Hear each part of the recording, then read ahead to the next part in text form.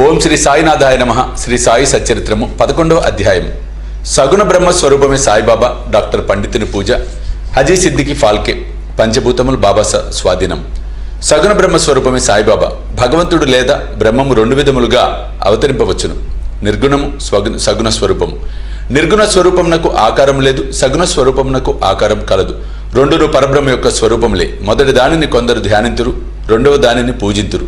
భగవద్గీత 12వ అధ్యాయంలో సగుణ స్వరూపం పూజించుటే సులభమే కలదు, కావున దానిని అనుసరించవచ్చని చెప్పిరి. మనుషుడు ఆకారం కలిగి ఉన్నాడు, కావున సహజంగా భగవంతుడు కూడా ఆకారంతో సగుణ స్వరూపునిగా భావించి పూజించుట సులభము. కొంతకాలం వరకు సగుణ స్వరూపమగు బ్రహ్మమును పూజించిన గాని మన భక్తి ప్రేమలు వృద్ధి చెందవు. క్రమముగా ఆ భక్తి నిర్గుణ స్వరూపమగు పరబ్రహ్మోపాసనకు దారితీయును. విగ్రహము, యజ్ఞవేదిక, అగ్ని, వెలుతురు, సూర్యుడు, నీరు, బ్రహ్మము ఈ 7ను పూజనీయములు. కాని సద్గురువు వీటన్నిటికంటే ఉత్కృష్టుడు. అట్టి సద్గురుడైన సాయినాథుని మనమును ధ్యానించదము కాక వారు రూపుదాల్చిన వైరాగ్యము నిజ భక్తులకు విశ్రాంతి ధామం. వారి వాక్కులందు మనకు గల భక్తియే ఆసనముగా, మన కోరికలని విసర్జించుటయే పూజా సంకల్పంగా చేసి వారిని ఉపాసింతుము గాక. కొందరు సాయిబాబా యొక్క భగవద్భక్తుడనరు, కొందరు భాగవతుడనరు. కానీ మాకు మాత్రం బాబా సాక్షాత్తు భగవంతుని అవతారమే. వారు క్షమాశీలురు, క్రోధరహితులు, రుజువర్తనులు, శాంతమూర్తులు, నిశ్చలులు, నిత్య సంతుష్టులు. సాయిబాబా ఆకారంతో కనిపించినప్పటికీ వాస్తవమునకు వారు నిరాకార స్వరూపులు, నిర్విరాకారులు, నిస్సంగులు, నిత్యముక్తులు. గంగానది సాగర సంగమం చేయబోటుకు ముందు దారిలో తాపార్తులకు చల్లదనాన్ని, చెట్లు చేమలకు జీవాన్నిస్తూ ఎందరో దాహార్తుల దాహాన్ని తీర్చుతూ సాగిపోతున్నట్లే సాయిబాబా వంటి మహాత్ములు తమ జీవన గమనంలో జనులకు సుఖశాంతులను ప్రసాదించుచు జగత్తును పావనం చేస్తున్నారు. భగవద్గీత యందు శ్రీకృష్ణుడు మహాత్ములు తన ఆత్మనియు తన సజీవ ప్రతిమను తానే వారిని వారే తానని నుడివి ఉన్నాడు. వర్ణింపనలవి కాని ఆ సచ్చిదానంద స్వరూపమే షిరిడిలో సాయిబాబా రూపమును అవతరించెను. శృతులు బ్రహ్మమును ఆనంద స్వరూపంగా వర్ణించుచున్నవి. ఈ సంగతి పుస్తకములందు చదువుచున్నాం. కాని భక్తులు ఆ ఆనంద స్వరూపమును షిరిడిలో అనుభవించిరి. సర్వమునకు ఆధారభూతముకు బాబా ఉపాధిరహితుడు. వారు తమ ఆసనము కొరకు ఒక గోనె సంచి ఉపయోగించేది. వారు భక్తులు దానిపై చిన్న పరుపు వేసి ఆడుకొనుటకు చిన్న బాలేసును సమకూర్చిరి. బాబా తన భక్తుల కోరికలను మన్నించి వారి వారి భావనను అనుసరించి తనను పూజించుటకు ఎట్టి అభ్యంతరము చూపుకుండెను. కొందరు చామరములతోనూ, కొందరు విసనకర్రలతోనూ విసురుచుండిరి. కొందరు సంగీత వాయిద్యములను మ్రోగించుచుండిరి. కొందరు వారికి అర్ఘ్యపాద్యములను సమర్పించుచుండిరి. కొందరు వారికి చందనము, అత్తరు పూయుచుండిరి. కొందరు తాంబూలం సమర్పించుచుండిరి. కొందరు నైవేద్యం సమర్పించుచుండిరి. షిరిడిలో నివసించినట్లు కాన్పించినప్పటికీ వారు సర్వాంతర్యామి, ఎక్కడ చూచినను వారే ఉండుదురు. భక్తులు బాబా యొక్క సర్వాంతర్యామిత్వమును ప్రతిరోజు అనుభవించుచుండేటి వారు. సర్వాంతర్యామి ఆ సద్గురుమూర్తికి మా వినయపూర్వక సాష్టాంగ నమస్కారాలు. డాక్టర్ పండితుని పూజ. తాత్యాసాహెబ్ నూల్కర్ మిత్రుడైన డాక్టర్ పండిత్ ఒకసారి బాబా దర్శనముకై షిరిడి వచ్చాను. బాబాకు నమస్కరించిన పిమ్మట మసీదులో కొంతసేపు కూర్చుండాను. అతనికి దాదాభట్ కేల్కర్ వద్దకు పొమ్మని బాబా చెప్పాను. డాక్టర్ పండిత్ అటులనే దాదాభట్ వద్దకు పోయాను. దాదాభట్ అతన్ని సగౌరవంగా ఆహ్వానించాను. బాబాను పూజించుటకై పూజా సామగ్రి పళ్ళెముతో దాదాభట్ మసీదుకు వచ్చాను. డాక్టర్ పండిత్ కూడా అనుసరించాను. దాదాభట్ బాబాను పూజించాను. అంతకు మున్పెవరు బాబా నుదుటిపై చందనం పోయేటకు సాహసించలేదు. ఒక్క మహల్సవతి మాత్రమే బాబా కంఠమునకు చందనం పోయిచుండెను.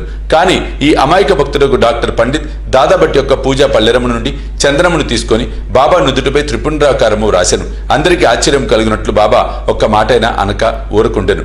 ఆనాడు సాయంకాలం దాదాభట్ బాబాను ఇట్లా అడిగాను, బాబా, మేమెవరమైనా మీ నుదుటిపై చందనం పూయదమని నిరాకరింతువే, డాక్టర్ పండిత్ రాయ్గా ఎందుకు ఊరుకుంటువి? అందులోకి బాబా ప్రసన్నంగా ఇట్లు సమాధానమిచ్చాను, నేనొక ముసల్మానునని, తానొక సద్బ్రాహ్మణుడని, ఒక్క మహమ్మదీయుణ్ణి పూజించడం ద్వారా తాను మైల పడిపోవదనన్న దురభిమానము లేకుండా అతడు నాలో తన గురువును భావించుకుని అట్లే చేశాను. అతని నిష్కల్మష భక్తి నన్ను కట్టపడి వేసినది. అతనికి నేనెట్లా అడ్డు చెప్పగలను? దాదాభట్ ఆ తర్వాత డాక్టర్ పండితుని ప్రశ్నించగా అతడు బాబాను తన గురువుగా భావించి తన గురువుకు అనురించినట్లుగా బాబా నుదుటిపై త్రిపుండ్రమును వ్రాసి తినను. భక్తులు వారి వారి భావానుసారము తమను ఆరాధించుటకు బాబా సమ్మతించినను ఒక్కోసారి వారు మిక్కిలి వింతగా ప్రవర్తించేవారు. ఒక్కొక్కప్పుడు పూజా ద్రవ్యముల పళ్ళెమును విసిరివేయచు ఉగ్రావతారంగా ఉండేవారు. అట్టి సమయాలలో బాబాను సమీపించటకు కూడా ఎవరికి ధైర్యం చాలేది కాదు. ఒక్కొక్కప్పుడు భక్తులను తిట్టేవాడు. ఒక్కొక్కప్పుడు మైనం కంటే మెత్తగా ఉండేవారు. అప్పుడు వారు శాంతి క్షమలకు ప్రతిరూపం వలె కాన్పించుచుండిరి. బయటికి కోపంతో ఊగిపోవచ్చు కళ్ళెర్ర చేసినప్పటికీ వారి హృదయం మాతృ హృదయములే, అనురాగమయము. వెంటనే వారు తమ భక్తులను ప్రేమతో దగ్గరికి తీసి, నేనెప్పుడు ఎవరిపైనా కోపించి ఎరుగను, తల్లి తన బిడ్డలను ఎక్కడైనా తరిమివేనా, సముద్రం తనను చేరు నదులను ఎప్పుడైనా తిరగొట్టునా, నేను మిమ్మల్ని ఎందుకు నిరాదరించెదను? నేనెప్పుడు మీ యోగక్షేమములనే ఆపేక్షించెదను. నేను మీ సేవకుడను, నేనెప్పుడు మీ వెంట ఉండి పిలిచిన పలుకుతాను, నేనెప్పుడు కోరేది మీ ప్రేమను మాత్రమే అనిడివారు.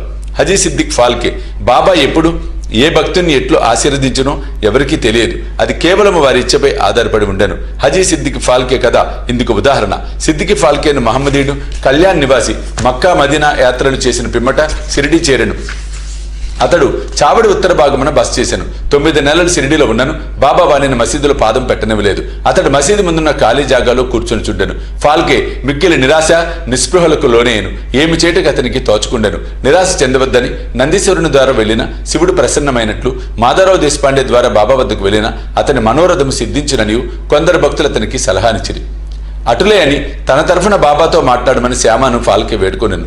శ్యామ అందులోకి సమ్మతించి ఒకనాడు సమయం కనిపెట్టి బాబాతో ఇట్లనెను, బాబా, ఆ ముదుసలి హజీని మసీదులో కాలు పెట్టనీయవేళ ఎంతో మంది వచ్చి నిన్ను దర్శించిపోవచ్చున్నారు. ఈ హజీని మాత్రం ఎందుకు ఆశీర్వదించవు?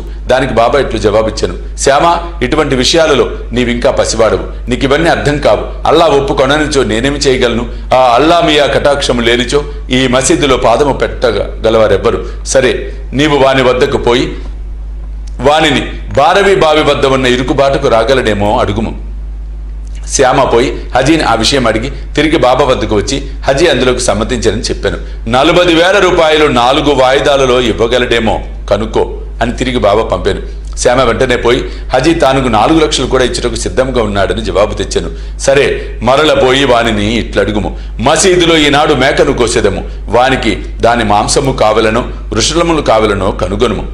బాబా వారి కొలంబాలో ఉన్న చిన్న ముక్కతో అయినా సంతృష్టి చెందేదని శ్యామ ద్వారా హజీ బదులు చెప్పాను. ఇది వినగానే బాబా మిక్కిలి కోపంతో మసీదులోని కొలంబా నీటి కొండలను బయటకు విసిరివేచి తిన్నగా చావిడిలో ఉన్న హజీ వద్దకు పోయి తన కఫ్ని పైకెత్తి పట్టుకొని తీవ్ర స్వరంతో, నన్ను గురించి ఏమనుకొనుచున్నావు? నీవేదో గొప్పవాడివని, పెద్ద హజీవని గొప్పలు పోవచ్చు ఏమిటేమిటో వదులుచున్నావే. నా దగ్గర నీ ఆటలు. ఖురాన్ చదివి నీవు తెలుసుకున్నది ఇదేనా? మక్కా మదీనా యాత్రలు చేసి గర్వంతో నేనెవరూ తెలుసుకోలేకపోతున్నావు అనుచు ఏమేమో ఇంకనూ అతన్ని తిట్టి మసీదుకు మరలను. బాబా ఆగ్రవిషములను చూచిన హజీ గాబరపడెను. ఆ పిమ్మట కొన్ని గంపల మామిడి పండ్లను కొని వాటిని హజీకి పంపాను. తిరిగి హజీ వద్దకు వచ్చి తన జేబులో ఉంచి 55 రూపాయలు తీసి లెక్కపెట్టి హజీ చేతిలో పెట్టాను. అప్పటి నుంచి హజీని బాబా ప్రేమ ఆదరములతో చూచుచు భోజనమునకు పిలుచుచుండాను. హజీ ఆనాటి నుండి తనకిష్టం వచ్చినప్పుడల్లా మసీదులోనికి వచ్చిపోచుండాను. బాబా ఒక్కొక్కప్పుడు వానికి డబ్బునిచ్చుచుండాను. బాబా దర్బారులో అతను కూడా ఒకడయ్యను. పంచభూతములు బాబా స్వాధీనము. బాబాకు పంచభూతములు స్వాధీనములని తెలుపు 2 సంఘటనలను వర్ణించిన పిమ్మట ఈ అధ్యాయము ముగించెదము. ఒకనాడు సాయంకాలం షిరిడీలో గొప్ప తుఫాను సంభవించెను. నల్లని మేఘములు ఆకాశమును కప్పెను. గాలి తీవ్రముగా వీచెను. ఉరుములు మెరుపులతో కుంభవృష్టి కురిసెను. కొంతసేపటిలో నేల ఎంతయు జలమయమయ్యను. పశుపక్షాది జీవకోటితో సహా జనులందరూ మిక్కిలి భయపడిరి. షిరిడీ గ్రామంలో కొలువై ఉన్న శని, శివపార్వతులు, మారుతి, ఖండోబా మొదలైన దేవతలెవరూ వారిని ఆదుకొనలేదు. కావున వారందరూ మసీదుకు వచ్చి బాబాను శరణుజొచ్చిరి. తుఫాను ఆపమని బాబాను వేడుకొండ్రి. ఆపదలో ఉన్న జనులను చూచి బాబా మనసు కరిగెను. వారు బయటకు వచ్చి మసీదు అంచున నిలబడి బిగ్గరగా, ఆగు, నీ తీవ్రతను తగ్గించుము, నెమ్మదించు అని గర్జించిరి. కొన్ని నిమిషాలలో వర్షము తగ్గెను. గాలి వీచుట మానెను. తుఫాను ఆగిపోయెను. చంద్రుడు ఆకాశమును కనిపించెను. ప్రజలందరూ సంతృష్టి చెంది వారి వారి గృహములకు పోయిరి.